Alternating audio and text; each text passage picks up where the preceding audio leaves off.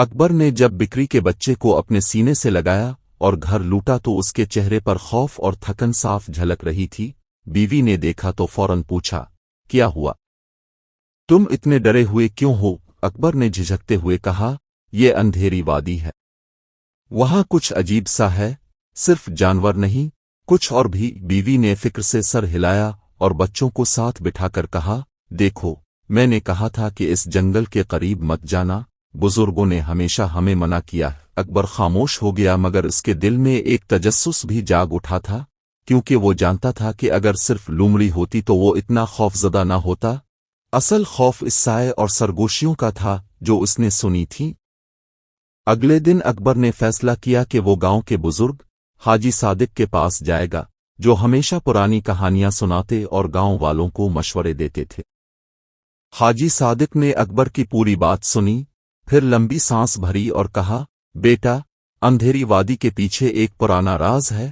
صدیوں پہلے وہاں ایک قافلہ لوٹا گیا تھا۔ لوگ کہتے ہیں کہ قافلے والوں کی روحیں آج بھی وہیں بھٹکتی ہیں۔ اکبر نے حیران ہو کر پوچھا، تو کیا واقعی وہاں بھوت ہیں؟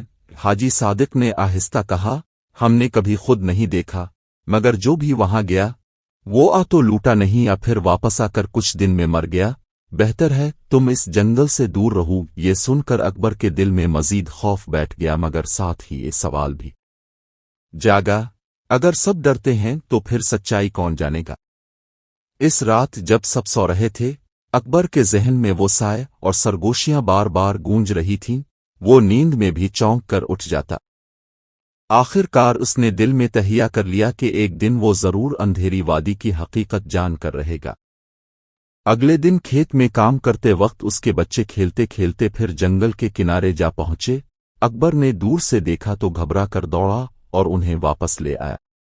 بچے ہنستے ہوئے کہنے لگے، ابا، وہ جنگل تو بالکل عام سا لگتا ہے، اب اتنا کیوں ڈرتے ہیں؟ اکبر نے سختی سے کہا، وہ عام نہیں ہے، وہاں مت جانا ورنہ نقصان اٹھاؤ گے۔ مگر بچے بھلا کب باز آنے والے تھے۔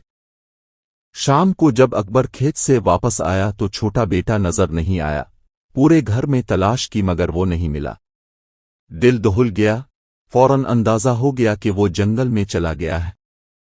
اکبر نے ڈنڈا اٹھایا اور جنگل کی طرف بھاگا۔ اندر پہنچتے ہی عجیب خاموشی چھا گئی، جیسے جنگل اس کی آمد پر رک سا گیا ہو۔ وہ بیٹے کا نام پکارتا رہا مگر صرف گونج واپس آتی۔ پھر اسے روشنی کی جھلک نظر آئی، بالکل وہی جو کل دیکھی تھی۔ دل زور زور سے دھڑکا مگر ہمت باندھ کر آگے بڑھا۔ دیکھا تو بیٹا ایک درخت کے نیچے کھڑا تھا، مگر اس کے سامنے وہی سایہ موجود تھا جو کل نظر آیا تھا۔ اس بار وہ زیادہ واضح تھا، قداور، سرخ آنکھوں والا، اور جیسے دھواں بن کر ہوا میں لہرا رہا ہو۔ اکبر نے چیخ کر بیٹے کو آواز دی۔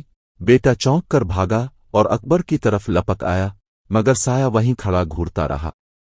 اکبر نے ڈنڈا اٹھایا، مگر اس سائے پر ڈنڈے کا کوئی اثر نہ ہوا۔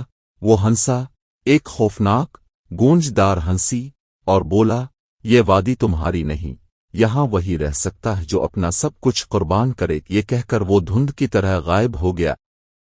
اکبر بیٹے کو لے کر باہر نکلا، مگر اب وہ اور بھی پریشان تھا، کیونکہ یہ محض وہم یا کہانی نہیں تھی، حقیقت میں وہاں کچھ تھا، اور یہ سب کچھ اس کی زندگی بدلنے والا تھا۔